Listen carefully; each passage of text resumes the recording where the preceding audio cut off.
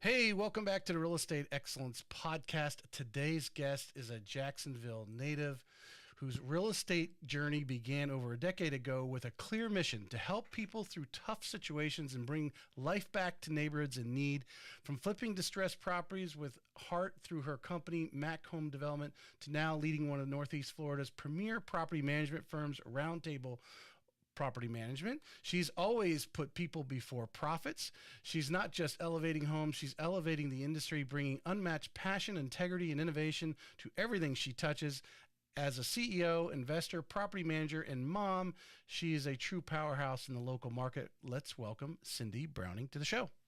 Hello. Good morning. I'm glad you made it over today. Yes, thank you for having me. Yeah, we've been on a little bit of a delay. I'm glad Aaron reached out to you because I know I originally wanted to get you on a while back. But I think this is episode 258. All right, there we go. Lucky number. Yeah. So what I want to get out, and I kind of put in the streaming on Facebook, I kind of put out as the title, is really dig in, your mindset on property management. We have a lot of investors, of course we're in Florida, so we've got, whether it's vacation rentals or just, your standard yearly rental to someone who just doesn't own a home or whatever the situation is. I'm sure we've got a lot of people who are moving in who want to rent first too, to find out what these neighborhoods are all about. Yep. So, your mindset on that, I know you took over there, just short of 3 years. What are some of the things that you felt were needed and some changes you did there and what you're developing? And then why is property, I think the biggest question that everyone has or needs to be convinced of, I don't even know how to really describe it, but property management can make life so much easier for you. Especially, managing one property might be okay. Yeah. But when you start getting 3 or 4, you probably want to bring in a professional. Yep. Yeah. Nightmare situations happened. Yeah. So kick us off. Tell us a little bit of your background before getting into real estate in general. I think it was 2011, if I remember on your. Tell us a little bit about Cindy. You went to First Coast High School. Yep. Tell us about growing up here and what actually did you envision yourself doing as a young person? So I had the plan to do sports marketing. I love sports, any sports. So that was my goal, was to do, go to college and do sports marketing. I did not end up going to college. I got pregnant at 18 and had a baby. So once I had her, my sister was like, you can't bartend, you're going to have to do something, you have to be there for your kid. Mm-hmm. It's like, great. Mm-hmm. So she actually got me in the business, and I got my real estate license in 2011. And I was working under a broker, just kind of as an assistant, doing things like that. So was your sister in the business? Yes, she actually owned a property management company years ago. Okay. So she was already in it, and she was like, yeah, you need to do it. And then I realized, I was like, I don't like this. It's not for me. It just, come to find out, I just wasn't with the right people. So I ended up partnering with somebody else, and we started flipping houses for investors. We did that for, I want to say 2-3 years, just doing theirs. And then I wanted to break away and create my own company and start flipping my own houses. So that's when I opened Mac Home Development, and started renovating and flipping houses for myself. You said something there a moment I want to catch, because I know we have a lot of real estate agents that listen to the show. You were with the wrong people, because at that time you were just doing residential real estate. Yep. And the importance, and I know you're over at Roundtable, which is, your Roundtable Property Management now, but Roundtable, you guys are in the same building. Yep. You bump elbows all the time. The importance, and you as a young realtor at that time, the importance of choosing the right brokerage. It was to kick off. Yeah, it was one of those things that I was pretty much an assistant at that point. People were just making me hold open houses. I was just kind of doing the grunt work. And I was like, if this is real estate, this isn't for me. You didn't really feel they were giving you mentorship nothing, or anything? No, it was just more of things they didn't want to do. Here, you do them. And I didn't know any better. I was only, 19 at the time, just getting my feet wet. But, I had a breakdown one day. I cried and I was like, I don't want to do this. This is not fun. This is not enjoyable. And then when my sister helped me meet somebody else, that was when it was this is what it's supposed to be about. Like, this is the fun, this is the nitty gritty, like, this is the stuff I like. But it took, going to, I mean, you don't know what you don't know, Right. Being at one place and then going to another where you're like, oh, wow, okay, this is what it's supposed to be like. And it is really important. You have to have that support. You have to have people who have your back. Otherwise, you won't be successful. Well, just to give Howard a little commercial over there, you see what's going on over there. Yep. I have respect for their business and because Howard stays out in front. Yep. And it's consistently always adding value to his agents. And when what you see over there, if you started at Roundtable, you think you might be on a different path today? Absolutely. I mean, he's always on top of it. Any law that comes out, any new paperwork, anything, and I mean, he's constantly training our agents on what's coming up and how to be ahead of the game. And I 100% think that if I started there, I probably, things would have been different. But again, it is what it is. But I hung my license, I want to say probably 5 or 6 years ago with Roundtable. And I've learned so much. And just being around him on a daily basis, like, he is a wealth of knowledge. Yeah. It's so important for the broker to continuing adding value. And like you said, what I like, of course, I see his little videos, his little reels that he puts out. Just working through our challenges, which is is one of the things you put in your bio. You like helping people through tough times. He's doing that constantly and helping people through some of these tough real estate transactions. And some of them are not always tough. It's just like a puzzle you got to put together. 100%. And all the new paperwork and all the new laws and all, like, it's something that if you don't really pay attention to, you are going to miss out on something. Well, now you're probably not getting paid, or it's just so much. But he just stays on top of it to make sure all the agents know what they're doing. All right. So you're you're flipping some homes. What kind of led you into that arena of the flip? You just saw an opportunity, or kind of saw your first one and dove into it and said, "Oh my God, I like this." How'd you get into that? So the person that my sister ended up getting me to kind of work with, he was already flipping houses for investors. And once I started doing that, I was like, this is really fun. Like, this is what I like. You could be creative. There's always issues that come up, but problem solving, which is my favorite thing. And so I really dove in, and I was like, I love this. So we were buying houses off the auction block. We were buying foreclosure, short sales, all, anything and everything. I've seen some of the worst houses. I've seen some of the best houses. Yeah.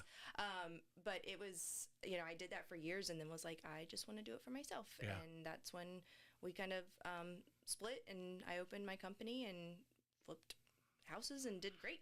Well, so with that experience of doing that, because you were doing that for several years before you actually got into property management. Yep. Because I think there's a connection between, just see, Roundtable having their own property management company, as well as being a residential real estate, go hand in hand, because you're out and you have this eye for these opportunities. Because I imagine there is the agents over there have people who are looking for properties of opportunity, and just kind of bridge that gap for us of what you learned in your house flipping and how you actually look at a house today, from a standpoint of say, oh, this could be a good rental. This, your creativity. Yeah. How does that actually help you today? And then obviously encompass all of Roundtable's services, from property management as well as the residential real estate. It definitely helps. Especially if we have, let's say, a tenant ruins a house or something like that. Like, I can go in and say, all right, I know it's going to cost about this much before we even get a bid from a contractor. Right. So it's helpful in that. Also, when repairs come up, I'll be able to tell an owner, hey, look, I'm reading this. It's going to be a new AC that's going to cost you, X, Y, Z. Right. So that's extremely helpful on this side. It's helpful when agents send, owners our way, that when I go in the property, I can look at it and be like, look, this is, sell ready. Like, I think you just need to go that route. If the numbers make sense for you, then I can go in and look at it and go, well, I think this would make a really good rental if, again, the numbers make, sense for you. So my whole thing is, I just want to make sure the owners are doing whatever works for them. So that's really my goal, is just, I can go in and say, yeah, you need to do that and paint this or whatever to get, the value up. But, at the end of the day, we really are people over profit. So we just want to make sure everybody is doing what makes sense for their family. How is that? Because you come across with a lot of confidence, at least I can imagine when you're because of your experience, and when you're having that conversation with that landlord, like, hey, yeah, that person's been in there 3 or 4 years. We need to come in, like, hey, we need new carpet, we need AC, whatever it is. That industry you've been in doing those things, that you're able to come in, like you just rattled off there, with a confidence in your presentation to them, that you know what you're talking about. Yeah. Yeah. And I mean, that is one thing. I'm very confident when it comes to renovations. Obviously, the numbers have gotten a little different with, vendors getting expensive, materials getting more expensive. So those are off sometimes, because prices are fluctuating every single day with that. But pretty close to being able to give a pretty solid bid if I walk in a house. How often, and this is just a question just popped up, so there might be none, I don't know but I would imagine, well, if an agent's listening to this from Round Table and they're not using you as a resource to come to you and say, hey, I've got this house, it's a little bit below grade.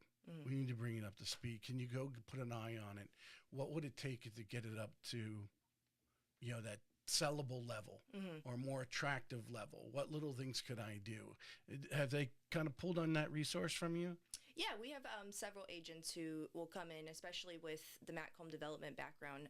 Even if they have sellers who are like, they're trying to figure out if they want to sell, if they want to rent, if they want to do this, can you, go and take a look at it to see how much it would cost to put, work into it to then sell, or what you think it would cost to make it rent ready. So they definitely lean on me for information like that.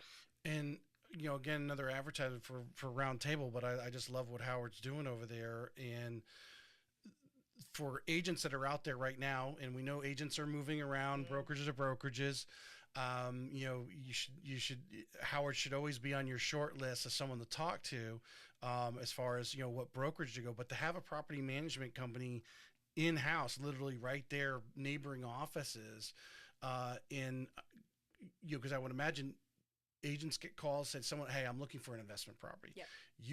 You've probably got landlords that are like, I'm tired of being a landlord. I'm ready to sell. And you've got inventory or recommendations that, hey, I got this guy who might be looking to sell this in a couple months. Yep. And I mean, they'll send me listings all the time. Hey, can you just do some numbers for my owner? They're still up in the air what they want to do. And I'll run those all day. I mean, it's just, they send me the listing. What do you think this would rent for? I give them all the information. Now the owner has it and they can make their decision. It really helps create a conversation. Because I know one of the things communication is one of the things Aaron was bragging about you on. But when you offer those resources for an agent looking to be part of something, refer their investors who may want to buy, and then obviously turn them over to the property management side, the constant flow of information back and forth is so valuable. Yeah. Yeah. It's helpful to have everybody in one space, because they can literally send me something. I can put everything together. We can all be on the same page. If things change, that's fine. But it is really helpful to have, people pop in my office every day. I'm more than happy to sit down with them. If they're like, hey, I got so-and-so, I'm more than happy to go meet with them. So it is extremely helpful to have everything in-house. Because, I get some owners who are like, I'm done. I'm ready to sell. I'm like, well, here's one of our agents. Like, I don't do that part anymore. And they take it and do it. So when you have a lead to sell, does Howard take control of that, or he let you refer to the agent you want to refer to? We round robin them. Okay. Yeah. All right. I was going to say, the agent who was feeding me is the agent that would be fed back. So we do that. If it came from a referral agent, we always go back to them. We'll say, hey, we saw, and I keep track. I have a whole spreadsheet, and I'll be like, hey, I saw who's done that. what? Yeah, this person helped you buy this property. Please go back to them, work with them, whatever. Now, for some reason, something wonky happened, whatever, then we would round robin it out. But I keep a spreadsheet of all my agents, where they came from, and I'll be like, hey, go back to them. If anything happens, come back to me. We'll figure it out. But it always goes back to the agents. All right. So I want to dig into your ideology. You come across as a very direct person, right? Okay. And it's funny, you're from Jacksonville. Where are your parents from? Jacksonville. Are they really? Yeah. Okay. I'm from New York. People say I'm direct, says I'm a New Yorker, but hey. So, but you uh, they come to you to run the property management company, however that arise. You evaluate the playing field that you had. What are some initial things that you thought right away you could make impact on? So when I took over, there were, just some things that needed to be cleaned up pretty much. One of our big things is communication. That's all tenants, owners, vendors, anybody wants is just to be communicated with. So that was just number one thing we are extremely transparent. You get an email if there's a work order. You get an email when the vendor's assigned. You get an email when there's an invoice. Like everything is communicated, just so everybody can be on the Is same there special page. software for a property manager for Yep. that? Yep. Yeah. So we have the software set up. We have the people in the background who do everything. But that was just one thing that I came in and I saw that I was like, that has to change. It's all people want to do is be heard. Right. So that was one thing. I mean, we communicate. And sometimes I get people who say we over communicate, but I'm okay with that because you're in the loop. Yeah. The under communication is what you find out later, and you lose business because of that. You generally don't lose business because you over communicate. No, I just That get people very who are like, oh rarely my goodness, happens. there's a lot of Yeah. emails. I'm like, turn them off.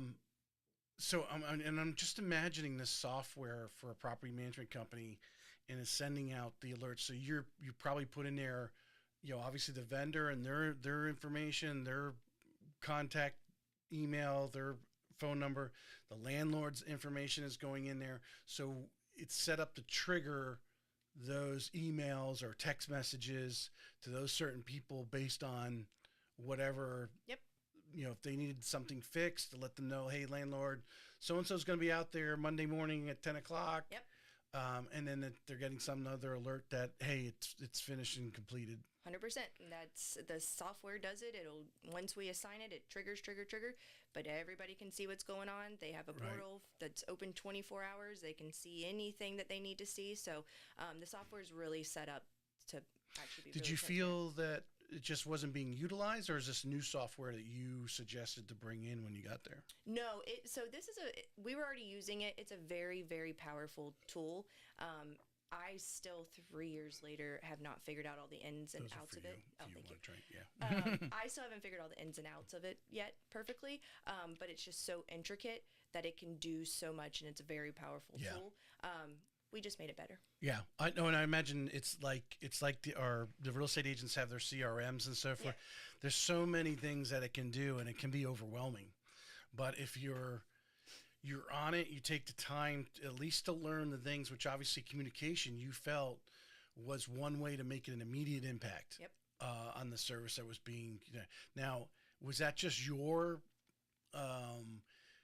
just vision that you felt that there wasn't enough communication based on an evaluation? I assume you did, or was it based on maybe some complaints and so forth that were coming across? It's a mix. I mean, in my other business, that's like huge to me. Like, Yeah. I just am one of those people, like, just communicate one way or the other. If you don't even have an answer, that's okay. Just be honest. I don't have an answer yet, but I'm working on it.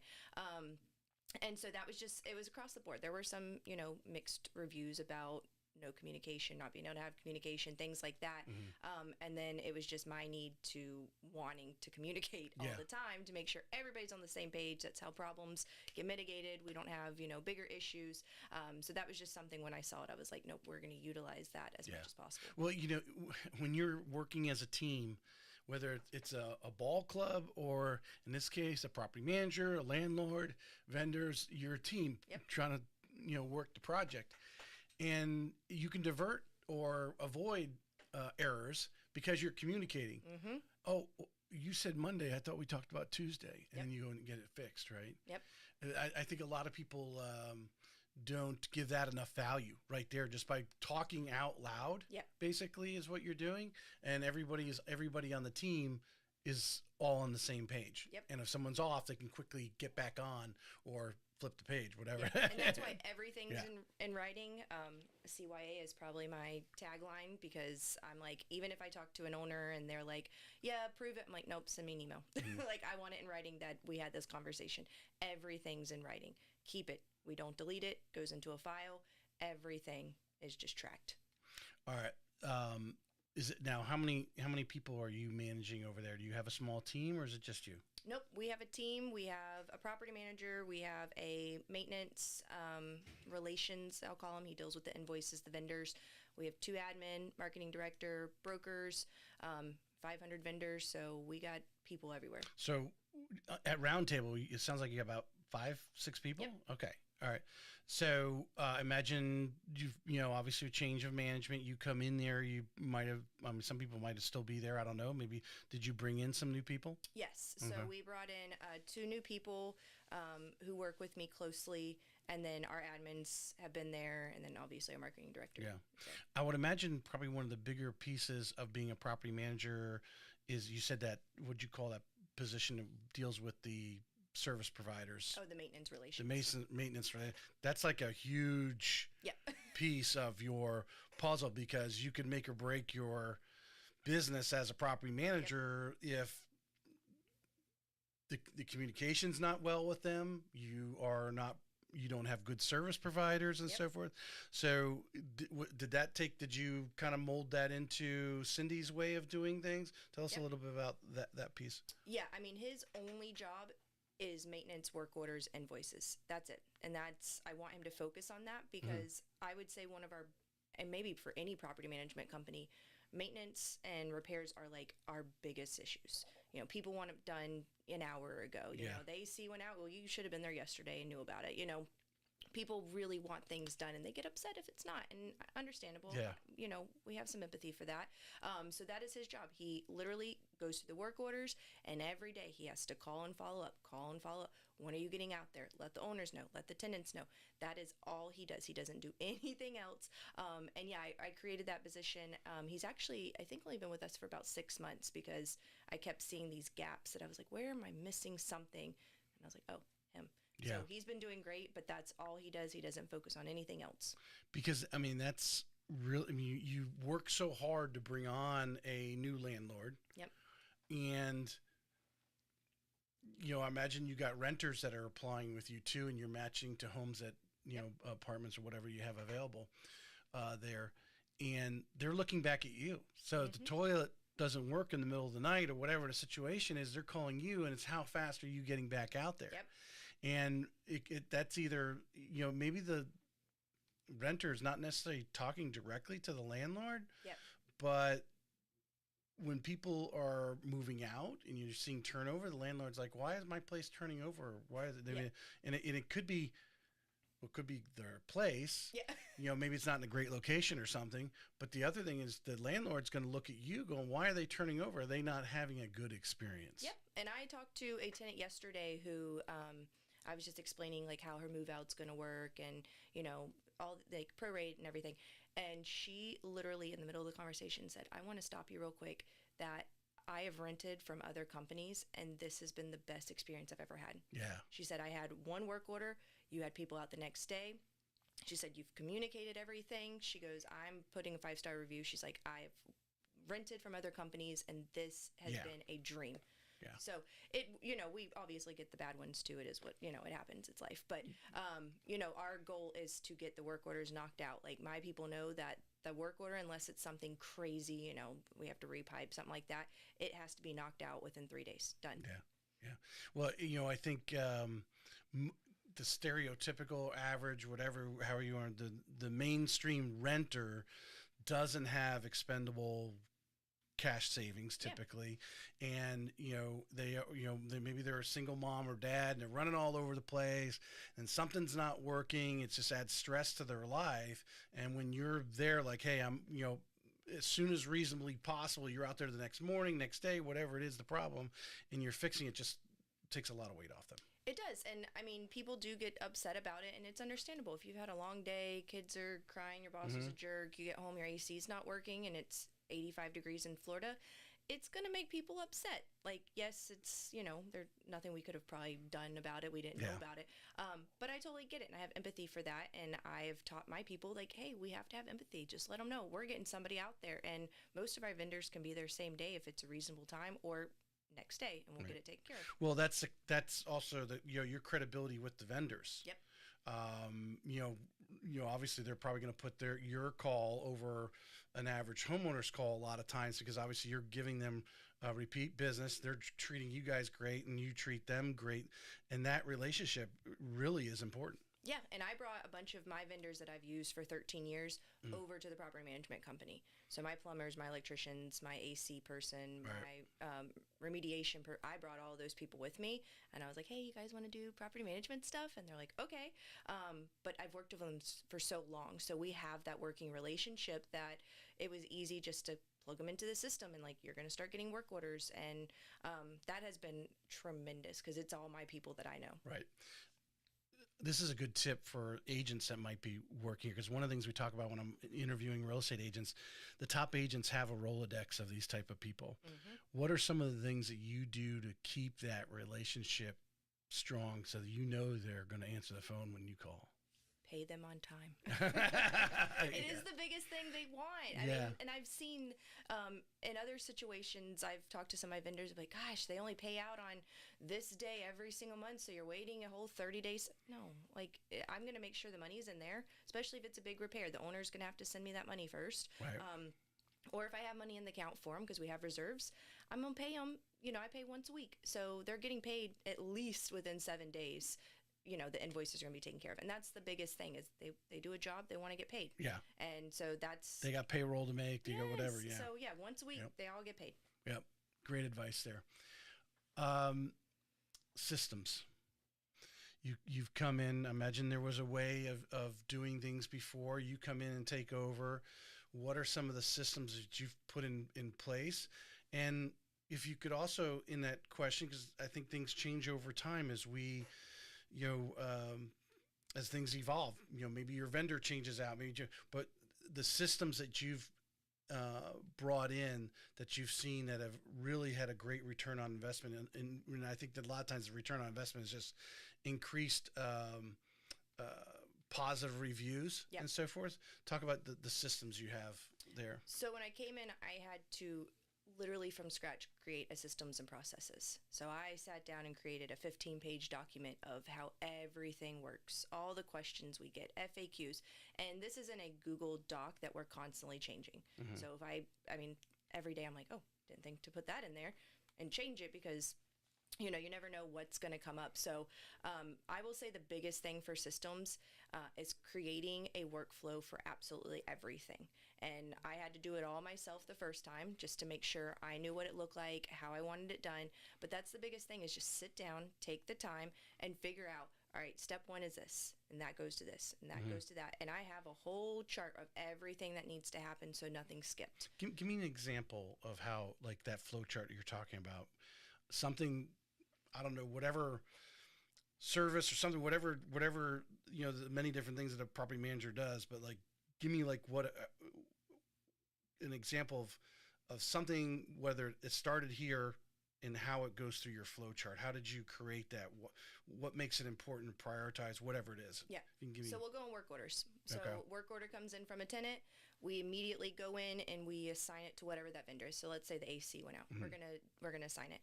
We're then gonna notify the owner via email, attach the work order of what's going on. We're gonna immediately email the tenant. Here's your vendor. They're going to be out there. They have all your contact information. We're then going to set up an automatic reply within 1 business day to the vendor to make sure that they're scheduled, they're good. We're going to reach out to the tenant, let them know, hey, this is what's going on. You're not just leaving it out there for them everybody just to take care of whatever. Yeah. So then it just keeps going all the way down. And then once the work is completed, he has to make sure he has the invoice. He uploads the invoice. He then sends that to the owner just so they're, can review. We're going to pay it for them, but just so we're on the same page, he's going to, post it. We're going to close it out. That work order's done. He's then going to go back to the tenant. Hey, does everything look good? You happy? Yep. We're done. Love it. Love it. I can only imagine just statistically, there might be a couple other management companies in town that do that, but really the average property manager probably doesn't have something as detailed as that, because it takes a lot of, well, one, it takes I think you have a, what's that term I want to use? I mean, your organization, the phrase, project management, you have a project management mindset. And you project managed that whole 15-page document. Yep. An average person doesn't have that ability. No, and it took, I mean, and like I said, I did it from scratch. There was nothing there, but I knew that I wanted to do it my way and how it's going to flow, because I don't like conflict, and in property management, unfortunately, we have to deal with that. So my whole goal is minimize the conflict, liability and reduce anger. That's all I want to do. So that when I created, I was just like, how can we be as efficient as possible? Yeah. And I have a workflow for move in, move out, mid-month inspections. I have one for everything. Right. No, it's so important to be able to, in your mind, say, okay, here we have an HVAC problem. What needs to happen? Who needs to be notified? And you have to think through all of those things and evolve that process. And I think a lot of the average, I don't know why I'm getting really bad at using that phrase, but the typical person doesn't think of, hey, next morning we're following up with that vendor. Yep. Did you schedule? Do we have confirmation? What time's your guy going to be there? Yep.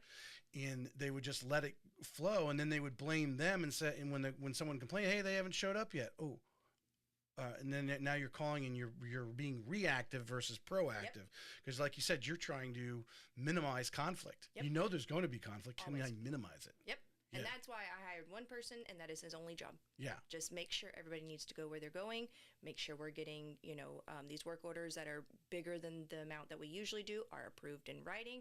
Make sure everybody's on the same page. And that's literally, I mean, I will say 99% of our problems get mitigated because of work orders and just making sure we're following that chart over and over and over again.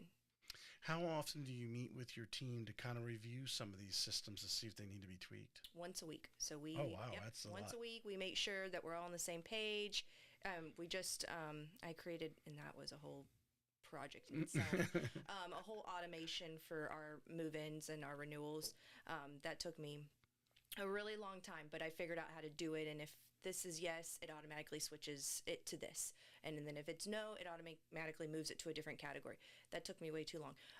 But we meet every week to make sure, like, they're what they're seeing. Like, hey, is everything working on your side?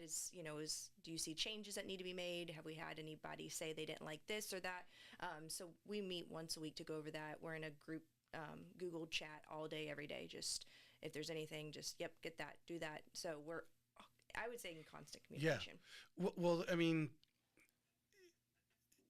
some things work some of the times. They don't always work for every situation. Real estate is so, whether you're a retail real estate agent or a property management, you might not see a problem. There's a problem out there right now that you haven't seen in the 100%. last 3 years, and it's going to come up tomorrow. Yep. And yeah.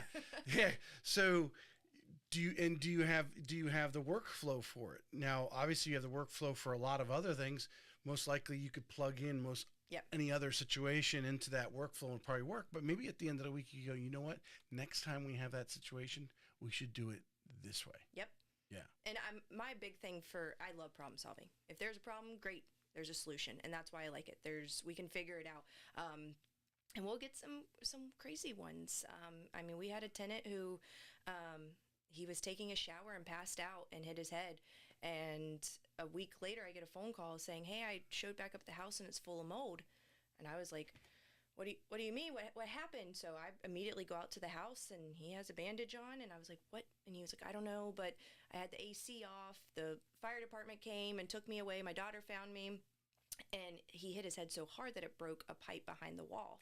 So, oh my goodness. So it had been leaking for 7 days with no AC. So, I mean, mold up to here, bathroom, everything's ruined.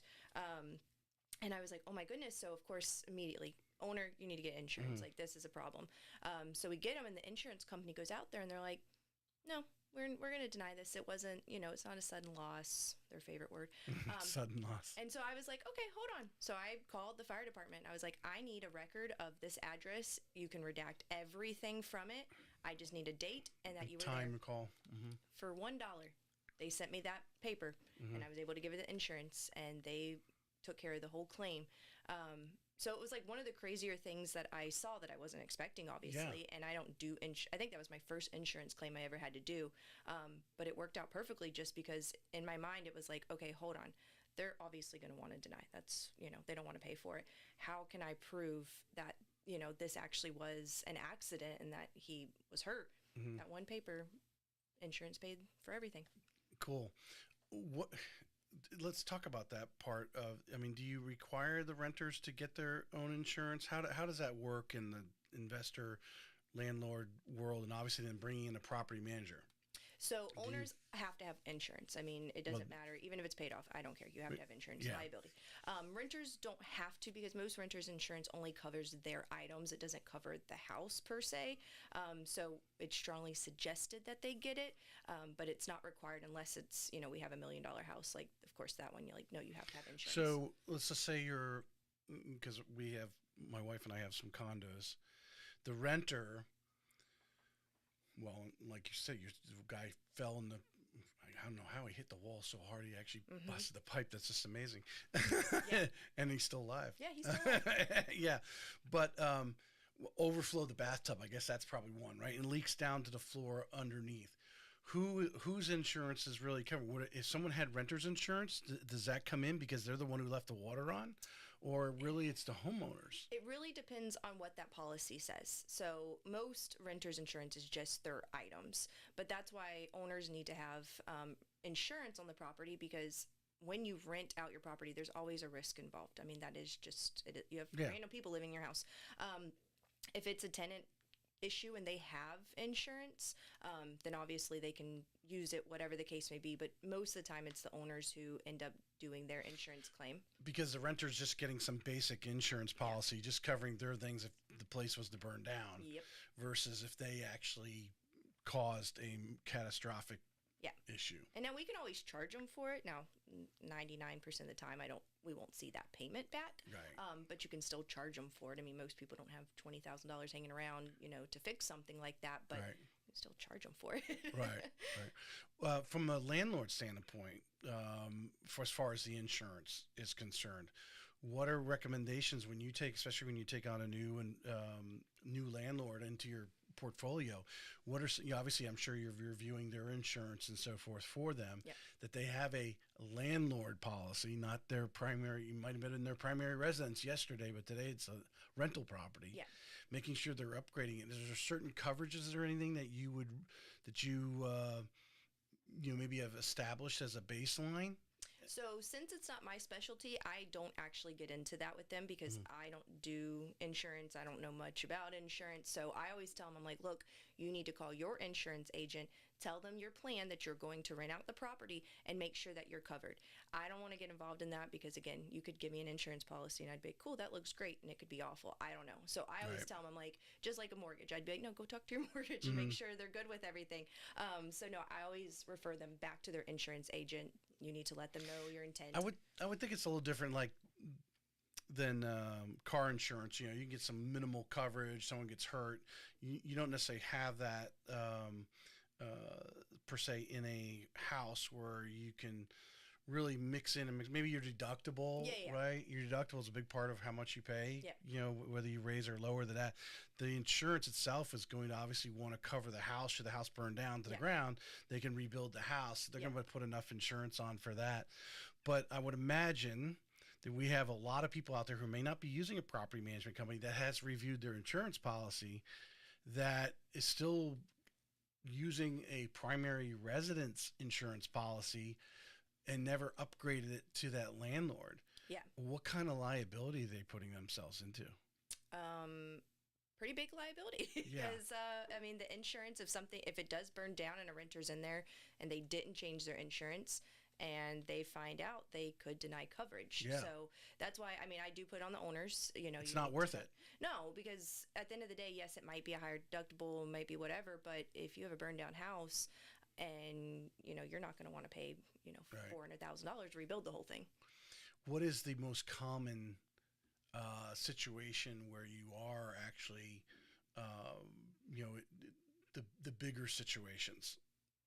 I would imagine, my guess would be water damage, but water damage is the biggest ones that we have seen. We had a eviction that we were doing. The girl, we don't know when she left. We showed up there with the officers, go in, pulled the wash machine out.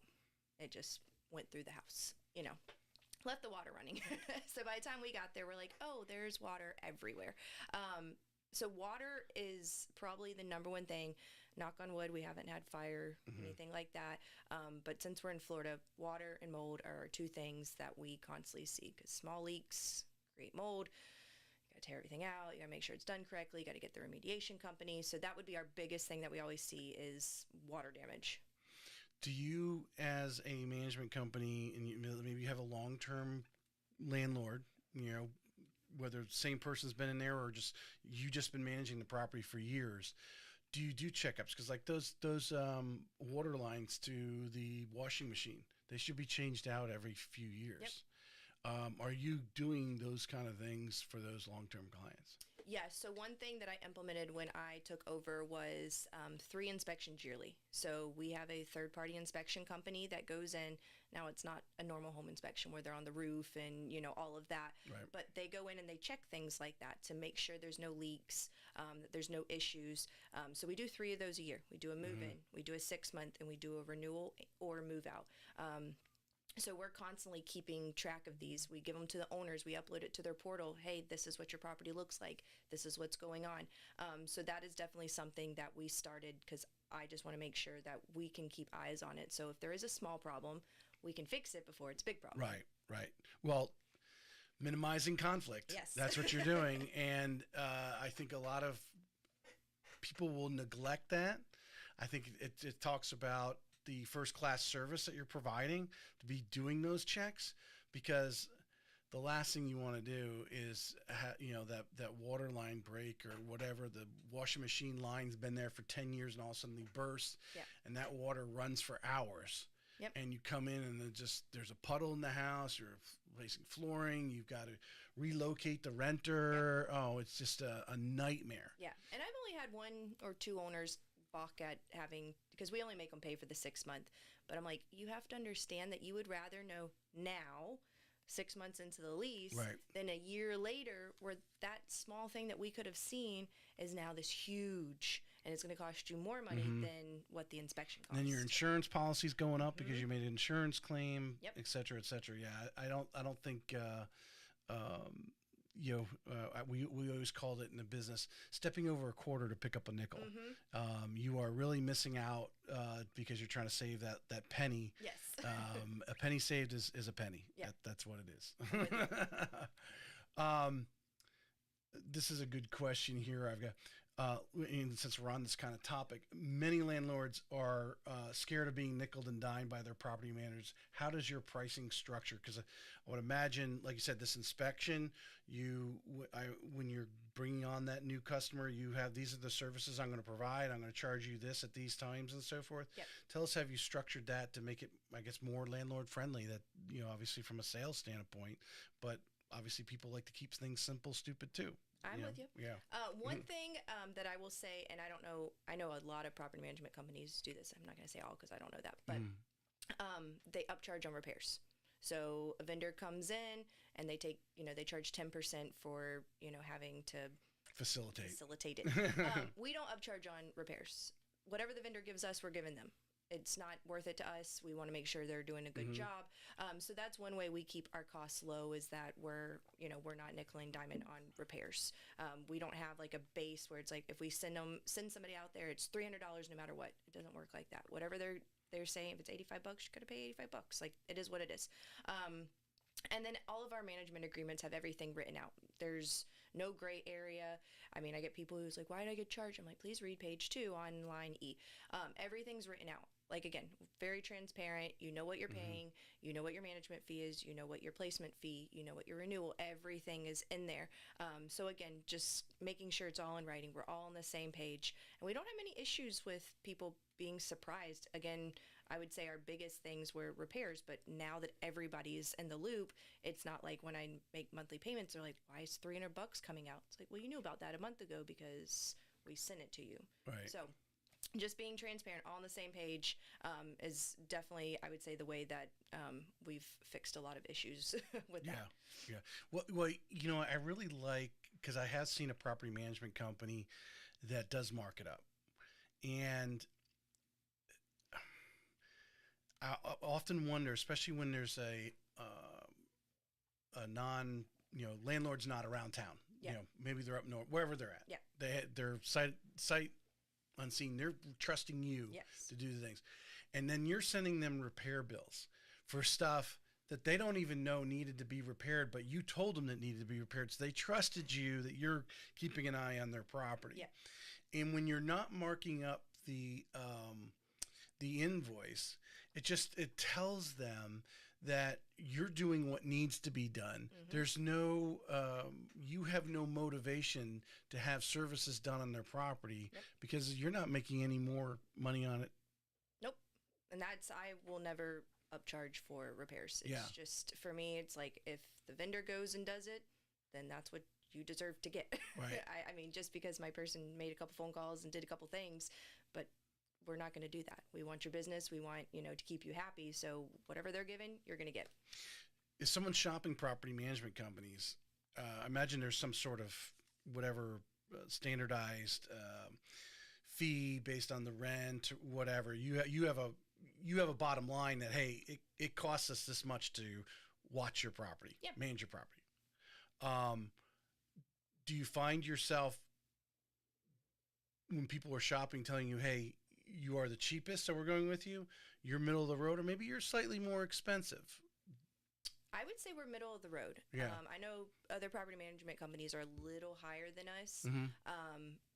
And I'll get people who are like, well, XYZ told me that they would do it for whatever percent way lower than ours. And I'd be like, okay, you go with them because I know what we I guarantee provide. they're marking up the invoices, well, though. I know what we provide. I know that Yeah. things are going to be taken care of. Like I have my hand in everything. So that's perfectly fine if you want to go the cheaper route, but cheaper is not always better. So Right. I'm fine with that. And I've lost people because of that. They want that cheap as they can get. And I'm like, but that's not what we're trying to give here. Well, the point I want to get across to anyone who's listening is if they are significantly less, you have to, are they marking up those invoices? Mm-hmm. You're probably not even asking that question, and they're not going to tell you because a lot of property management companies do that, mark it up, whatever, and they're going to find things that are wrong with your place. Oh, this needs to be fixed. Oh, the AC needs to be checked 3 times this year and all this, because it's 7 years old or whatever. Yeah. They're going to find reasons to put those guys in there because they're making that 10, 15%, whatever it is there. And I think that's a really good question when shopping property management companies. And I imagine that's obviously something that you put out front that we don't mark down, where the people who do mark them up don't say they don't actually mention that part of it. Let's talk about your tenant placement, your process there. I imagine you've created a system. Have you improved on the system over the last 3 years, or what do you think where you're at with that, and just how that whole process works for you? Yeah. So tenant placement. The only thing I really had to do with that one was just put it in a workflow of how it needs to go. But just tenant placement, if anybody doesn't know, is where we find the tenant, we background check, we screen them, we do the leases, all of that, and then the owner self-manages. Are you guys advertising that you are a property management company, or does people just come to you, say, hey, I'm looking for a house? Is that what often happens? How do you actually get that tenant a lot of times? So we get all of our tenants through our marketing. It's on our website, it's on MLS, it's on all the other websites, on socials. Okay. So yeah, for tenant placement, we do the same type of marketing, professional photos. We have a designated showing agent. We put it all out there, and then once we get an application, we do all of our stuff. And literally, pretty much it's like we do everything for the owner until it's like right before move-in. And it's like, all right, here's their information. I'm going to send you the security deposit when they move in, and you get to self-manage. And it's really easy. I tell people, because they're like, how hard? I'm like, it's super quick. So if I heard you correctly there, that self-manage, so you have some clients, landlords, that self-manage themselves, but they use you for Correct. the finder. Yeah, they don't want to deal with the phone calls. They don't want to deal with the showings. A lot of our owners don't live here. I have people in California, I have them in Hawaii, Germany. So a lot of people don't live here. So Mm-hmm. they go, all right, well, I can self-manage because if it's just one thing or, this or that. But in the initial of doing all the before stuff, they're not here to actually see the person that you got in front of you. Yeah. Pulling credit, that sort of thing. Because now I imagine there's a lot of compliance involved there. That's probably the biggest thing is when the clients is, obviously you're not redlining, pointing people in certain ways or showing certain houses and so forth. There's a huge amount of compliance there. So when you are talking to a landlord, and again, someone who may be listening to this, that piece of who you're renting to is a liability. Yes. Yeah. And in our tenant placement packages for owners, we don't let owners have too much say in how they pick the tenants. If they pass our, criteria that we have set up in the system, because of fair housing law, HUD does not care. You can do a free complaint on HUD, and they will investigate it. And I've done case studies where property management companies have denied, even owners have denied because, they were a certain race or they had too many kids, something of the sort that's protected class, and $150,000 that they had to pay. It's not worth it, and it's free for anybody to do. So I tell owners, I'm like, unless it's something where like maybe their credit score is a little low, or maybe I see something like this, like I'll involve them, but I don't go to them with that information of like, yes, they are married, they're like, we just don't do it. It keeps the landlord separated. Yes. From that and their exposure. Yeah, and I've had people who have gotten very upset about that, but it is in the paperwork, and it is to protect them, because all it takes is a tenant to go, I bet they're doing this. Well, now you have a lawsuit on your hands that I want nothing to be a part of. Right. They could say the management company handled everything. That's exactly. You go deal with them. Exactly. Let's talk about some of the little things, like you said. Can the landlord, the state of Florida obviously has this. Can they restrict pets or no pets? Is that something that, can they say, hey, I'm going to rent, but I don't allow pets? Correct. So you can say pets or no pets. The only one you can't is a service animal, or an ESA, which is your emotional support animal. Yeah. And so I tell people, and I've had people who are like, absolutely no pets. And I said, I can't help you. I have a license. I have to follow the law. You, as a private owner, can decide what you want to do. But I just can't do that. So if they come in with service or an ESA, you have to do it. I would imagine the only thing that restricts the dog size is like maybe the HOA or a condo association says, hey, we only allow dogs up to a certain pound. Yeah. So we have to do that. We have to do that kind of background. So if we manage an HOA, we have to see their documents to see what it is, because we have one now that they don't allow pets at all in the community, unless you live, like you're an owner. Right. So it's one of those that and we'll let people know, like in the private, it's like, hey, we can't do this because of HOA rules. But that's stuff that we have to read beforehand to get that information. Is there anything else that's just kind of the typical surface level thing? Is there anything else out there that, what can landlords be restrictive of who they rent it to when they're using a property management company? Because they can't say, I don't allow a family. They can't say things like that. I mean, really, the only thing is, like I said, in our system, we have a criteria. They have to have a certain credit score. They have to make a certain amount of money. They can't have, criminal background, evictions, things like that. That's really the only things that we can kind of go off of. Everything else is, protected. So, I mean, and I tell people, I'm like, if they pass that background, unless I see something really wonky, they've done what they need to do. So there's no reason not to approve them. Do you find some landlords get a little too attached to their property from the standpoint they want to kind of put some of these restrictions on? It's like, dude, do you want an investment property or not? my favorite one, and I had to really tame my face, as I was at a house, and she said, I only want a good Christian family. And I was like, oh, no. And I was like trying to keep it together, and I was like, we can't do that. And she was like, no, they have to be. And I was like, I can't help you. I'm so sorry. And it was like one of those, like, I had to keep my face together of like, oh, no, we can't do that. It doesn't happen often, but when it does, I'm like, oh, well, so when you correct them, do they realize the situation, or what was like this lady's? Because I imagine you corrected her. Yeah, she did not care. I said, hey, I cannot restrict it. She just insisted. She was set in her ways that she had, I would say, church stuff all over her house. I mean, I wasn't shocked. I shouldn't have been shocked.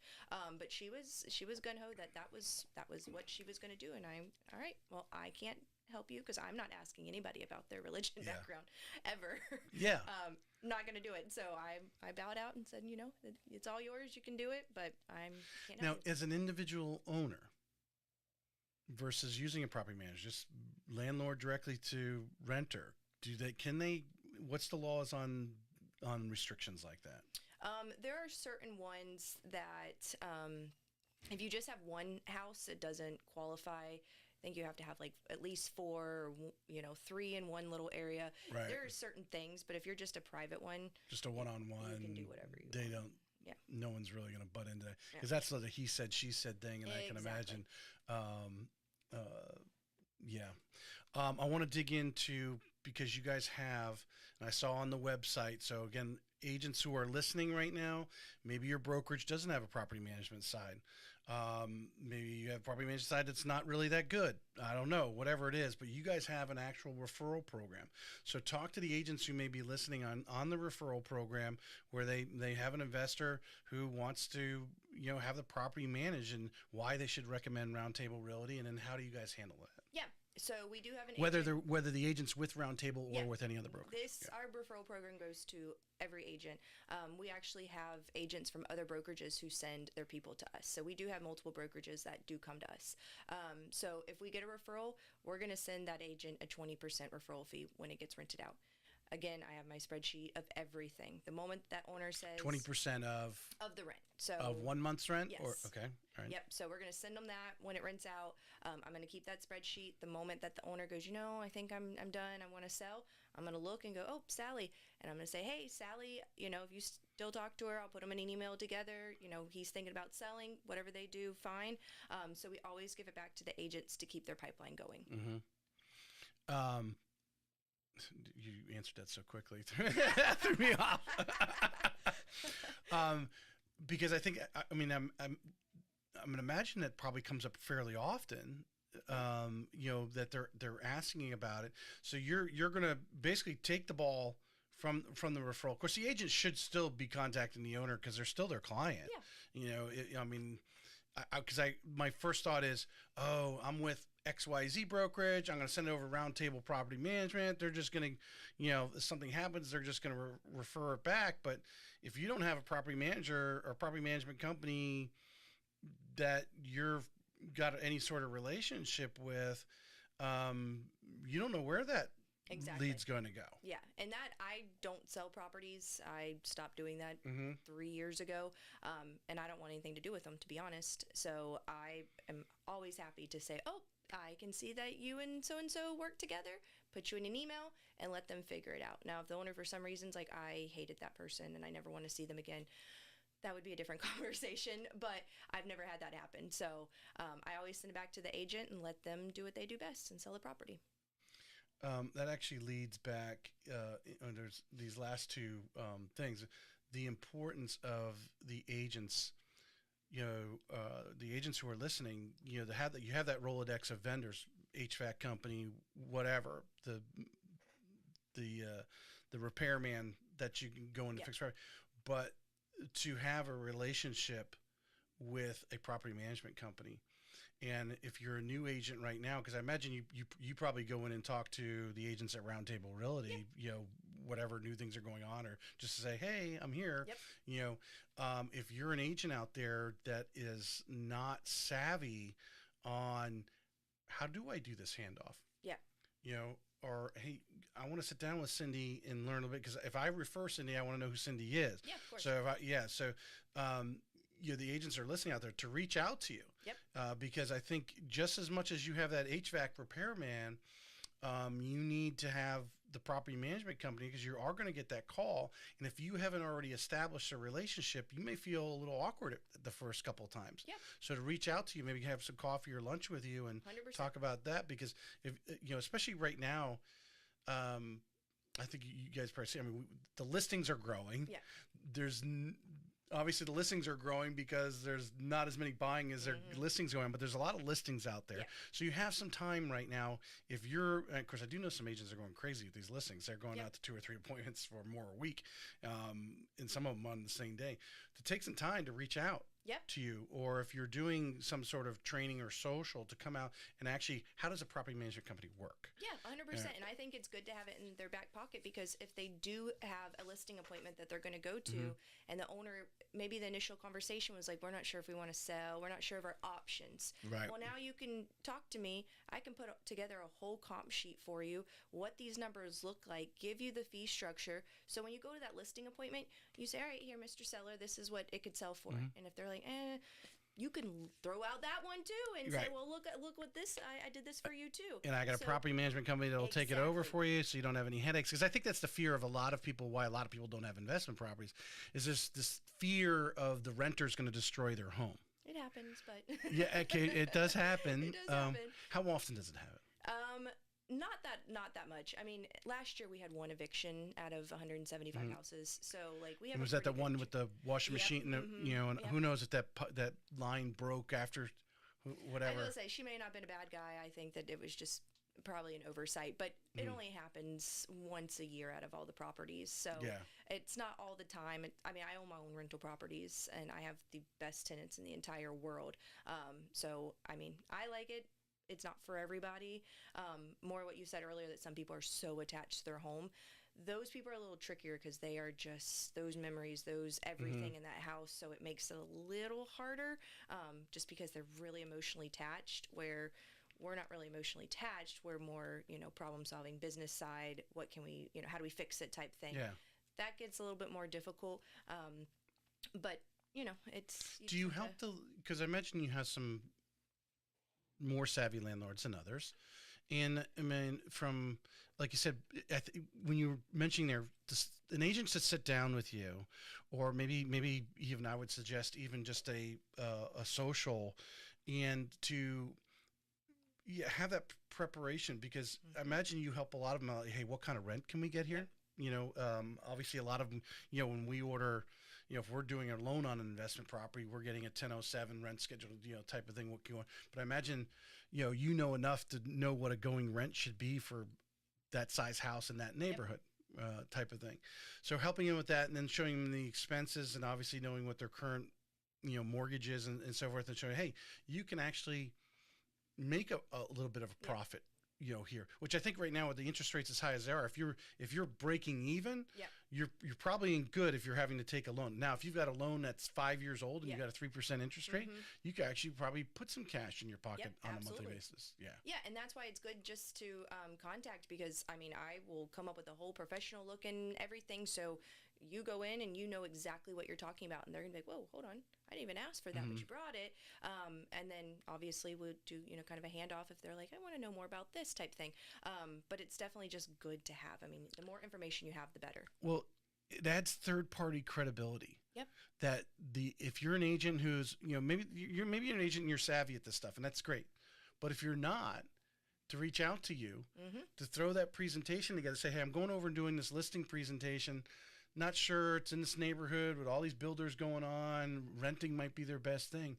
To actually have that there, so they can actually see, or at least have it in your back pocket. Of course. And I'm always happy to answer questions, because, I swear new things come up every day, but I'll help them walk it through it, especially if, I manage probably in every different HOA. Like, there's some wonky ones that you can't do this and you can do that. Right.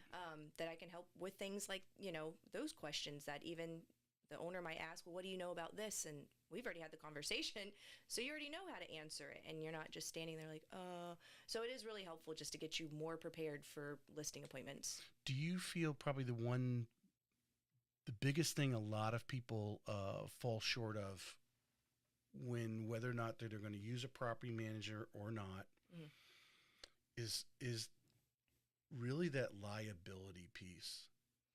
Like you were mentioning before, you don't really let the landlords have really any interaction with the renter that you're putting in there, because it keeps their hands clean, so to speak. But people really underestimate the liability of not using a property management company. 100%. I mean, that is our whole job, as I actually say it to people, is we are more about reducing liability than anything else. Yes, we're managing the properties, but it's to reduce liability. Florida, there is timelines, there's legal forms. Everything has to be done correctly, or you can miss out on a lot of things. Eviction-wise, you have to have your paper in order, your ledgers in order. You have to have everything down to a T to get that pushed through. Same goes with your, when they move out, 30 days. You have to follow that timeline to a T, or you have to give them back their money. So there are so many things that people just don't understand. They're like, oh, it's fine, I'll just do it. Cool, you can, but if and when the problem arises, you're going to either have to Google ChatGPT, like, how do I get out of this situation? Or, work with a property manager. Or you're calling a lawyer. Exactly. Like, I need help. So yeah, I mean, it's all about reducing liability, and that's our main thing. It's just like taking the stress out of it. Let us deal with it. We have everything in place. And then, we don't have to worry about those issues. You mentioned lawyer. On the other hand, we've got accountants. I would imagine it's nice at the end of the year, you have a report that's printed out for them to do their taxes with. Yep. Yeah.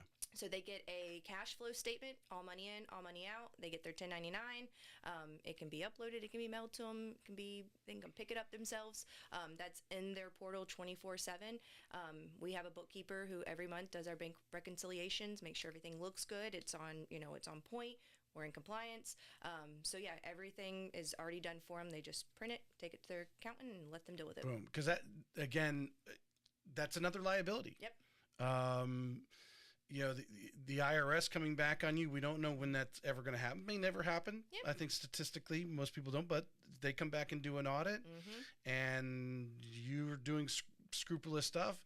You've got everything locked. Hey, here's all the evidence, and that's passed forward. Again, removing all liability from your investment property. Yep, 100%. All right, let's finish with a couple horror stories. Give me, because that's what I think the audience wants to. And then, how did you rectify it? Because I think this stuff happens. Yep. You had the bad, because I imagine I could ask you stories of, you have great renters and they were in there for years, always paid on time, and they painted the place, and the place was better than when they got it originally. You have those stories too. Yep. But for those possible landlords out there, or people thinking about being, give us a couple situations you've had in the last whatever year, and then how did you I imagine, obviously you rectified it, got it fixed for them, and they're renting again. Yeah. So I'll do two different stories. Yeah. One, a tenant moved out of the property, so we go to take a look at it. I'm pretty sure there was a hole in every wall. Like, it just was a random punch. Whatever chair. It was. Yeah. Carpet's completely ruined, cabinets off. Lights broken. I don't know if they were angry or what they were, but it was you had no foreshadowing of this. Yeah, it wasn't like they were complainers or anything like that. They just said, "Hey, our lease is up. We're moving out." We never had any issues with them. And then I got an email from one of the tenants who, him and the other guy were roommates, and he's like, "I just want to let you know that my roommate peed everywhere in the house." And I was like, cool, thank you for letting us know that. So I think they had some kind of splat, went separate ways, but yeah, that was interesting to go in and find all of that, because I was like, that was not necessary. Something I did back probably when you were in elementary school. My cousin and I had a carpet cleaning company, and I remember one job management company sent us out to. The basement was carpet. This was up in the Northern Virginia area, and literally there was burn holes in the carpet. I mean, it was like they went around with the cigarette and just like, doop, doop, doop. Yeah. I mean, it was unbelievable. Yep. And it was like, and then on top of that, come in with just shoes that were just covered with mud, because that's literally what it was. I mean, no way you could rent that place out again without replacing that carpet. Yep. And we've had to do full renovation on that property, lots of cleaning, obviously. But yeah, that was probably one of the random, I mean, obviously we get like people who get evicted who, have different things. So that situation, you got the holes punched in the walls. So you go in with your expertise, and now you're creating a report for the landlord. Correct. This is what we need to fix. This is my estimate on our cost. Yeah. So we always have that third-party inspection come in, same as we did the first time, same as at 6 months. So we have all the reports. They do their thing. Once we do that, I'll go in, see what needs to be done, get the vendors out there. Hey, I need, and I'll blue tape it. I need this. Let them know what they need. We'll get that together, send it to the owner. Hey, they have $1,300 in a security deposit, but it's going to be $6,000 to get this back. Like, what do you want to do? And of course, they'll be like, all right, I'll send the money, do it. So then we project manage for it, get it back up, get them re-rented. How difficult is like a client like that clearly knows they destroyed the house when you don't send them their $1,300 back? If it's obviously, they know, they just know. I will always tell if a property is going to be good or bad is if a tenant comes to our office to physically hand us keys, or if they call and say, I left the keys in the house. I immediately know that the house is not okay. First, you didn't come in the office to fill out the key receipt. Why didn't you do? And immediately I'm like, it's not in good shape. So that's just like a light bulb that goes off. But usually, like for ones like that, we back charge them for all that stuff. Like that's neglect. Like that wasn't just normal wear and tear. So then, we have to send it to collections. And again, I've only gotten people to pay that once or twice. But I mean, that's the owner can take them to small claims court if they really want the money for it. But yeah, that's what we do is we charge them for it. They don't often pursue it. I mean, is that?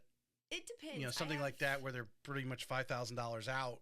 I will say I've had falls into small claims. I had an owner who did it and worked with Heekin Law to do it, and they sent the letter, and the guy ended up actually bringing a $12,000 check for the damage that he created because he broke his lease early, and he paid for all the back rent and the damages and sent them a check. So it does work. Not every owner wants to go through the process, and we're not attorneys, so we can't do it for them. Right. But the one that did, he got paid for it. Yeah. Wow. All right. So that's one story. You said you had two. Yes. So, so evictions, I mean, I imagine you got that house probably back up to speed in a few weeks. Yeah. Yeah. Okay. Yeah. It's been rented for quite a while.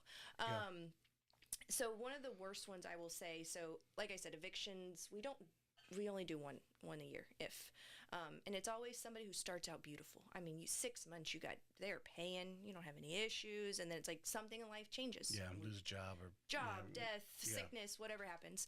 And this lady, I kept working with her, like, come on, we can get you back up. Like, don't make me do an eviction. She was so sweet. And then finally she just kind of stopped responding, and I was like, all right, so we got to do the process. Like, you're not giving me anything to work with here.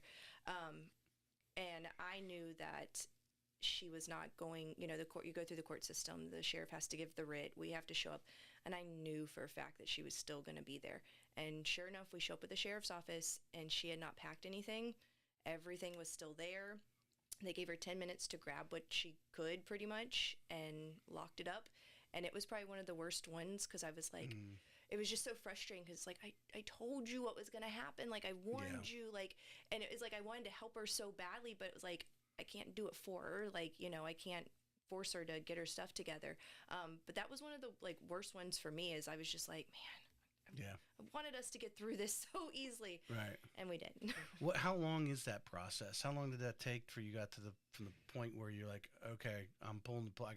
I gotta file. Yeah. 4 weeks normally. If you get around that holiday, Thanksgiving, Christmas, you can probably be pushed out 6 weeks because they close for everything. But usually pretty quick, especially if there's no contesting from the tenant and they're just like, how far behind do they have to be before you file? What are I guess because I imagine when you file for an eviction, you have to put on their reasons. Yeah, so you can do it literally the day that rent's due. That by Florida law, rent is due on. So 30 days. They're 31 days late. You can do it the first day. You can say rent's due on the first, and by the second you can file an eviction. Of course, it costs you money, and it's not really worth it. You start with the 3-day letter. It's kind of like a hey. And I don't do 3-day letters until later in the week. Just give people time. Like, we're not trying to be jerks. I don't want to kick anybody out.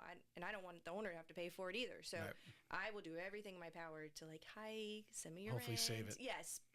It's my last thing that I have to do. So, but yeah, you get the 3-day letter, and then if still nothing, then it goes to the attorneys, and they, do their jazz to take it through. But that is not my first line of defense. So what are the steps that are required? Like when you go to file, that you have sent them a 3-day letter. That's an actual. Yep. So it has to be posted on their property or certified mail, pretty much, or handed to them. So we have somebody post that on, whatever day we send it out on. We give them a couple, they have 3 business days, holidays and weekends don't count. So whatever that day is, let's say it's the 12th. Well, on the 13th, still nothing. I'll still follow up. Hey, we're getting, it's up now. Like, what are you going to do? I get some people who, will work with us and we'll put them on a payment plan.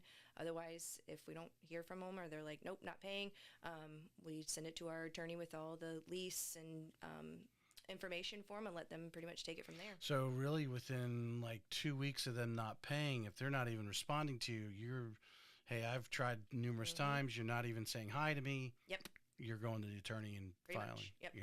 And we can always stop it. It's one of those things that it's until it like actually hits the court, we can still stop it. I mean, it's, and I tell people it's kind of like a foreclosure. I mean, you literally can make payment up to the day. Right. Yeah. So yeah, it's our last line of defense, and we don't have to do many of them, but it still happens. Yeah.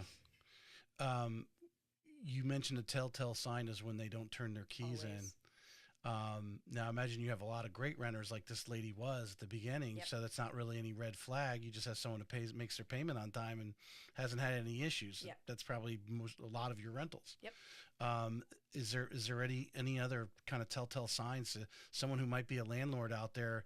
It's like, because I imagine a lot of people try to be empathetic and but at some point you're like, this is business. Yep. And that's the hard part is, and I tell owners, I'm like, we are your middle person. Like, let us deal with it. Like, yes, I have empathy, but I also know that it is a business. And so they can give me some story and I'll be like, okay, I understand that. Totally get it. Let's do a payment plan. And if they're like, well, I don't want to do that. Okay, well, what do you want me to do? I'm throwing you a rope here. I'm trying to help you. Yeah. So yeah, I mean, that's telltale signs are usually when if you get somebody, they're great for a while, and then it's just excuses. Things are coming up. I mean, it's just something to pay attention to of like, okay, this is starting to happen. And so they're either taking advantage or they do have something happening, but it's to keep an eye on so you can catch it early or especially not be caught off guard. So of your years in property management with just these scenarios going on, you've kind of attuned to some of these things. Yes. I imagine you and your team are trained to document everything. 100%. Every conversation you have, hey, I called them and... Yep. Yeah. We have notes. The system lets us email, text, everything. So everything that we do is already in there. And if it is outside of that, like maybe through our regular email, we don't delete. Put it in a file. Like we keep everything. So if there is a time that it comes up and it's like, well, you said this and all right, let's pull the receipts and we'll, start talking about it. But yes, we document everything. All right. Not that you haven't sold Roundtable Property Management here today with all your explanation. And I think anyone listening, if you've listened to this whole podcast, you were right off with every answer. You are very confident in what you're doing. You're on top of your game, basically, is what I'm saying. But I'm going to throw this last question at you. This is your 30, 90 second, whatever elevator pitch. Okay. Your advertisement. Maybe Aaron will cut this last minute out here, but maybe we could put it on Facebook with that other video. Yeah, that other video app. Why, if I'm a landlord listening to this right now, or I'm a real estate agent who has an investor, that might be a referral for you. Why should they call Cindy and your team at Roundtable Property Management? So as quickly as I can, like I said, I own rental properties. I've used other property management companies. I saw where they fell short. I saw where there was things I didn't like. Again, my major thing is communication. That was one thing. I could never get a hold of my property manager. I never knew what was going on. I never knew. We are built on communication. If it's email, if it's text, if it's calls, if it's in person, there's always somebody to talk to during the week. So for me, that is the biggest strength that we have. And I think, especially in this day and age where a lot of companies are pushing people off and now you're, escalating to another rep and you're like, I just want an answer. That's all we want. I feel like we've bridged that gap. So when you're calling Comcast and you're so frustrated, you're like, I want to speak to somebody else. No, you're going to speak to one person who's going to get you that answer. They may not have it right this second, but they're going to get you that answer. And my biggest thing is we're always going to fall short. That just, we're humans, things happen, but we're always going to make it right. And that to me is our biggest thing. We may mess up, we may miss something, but we are always going to make it right to the tenants and to the owners.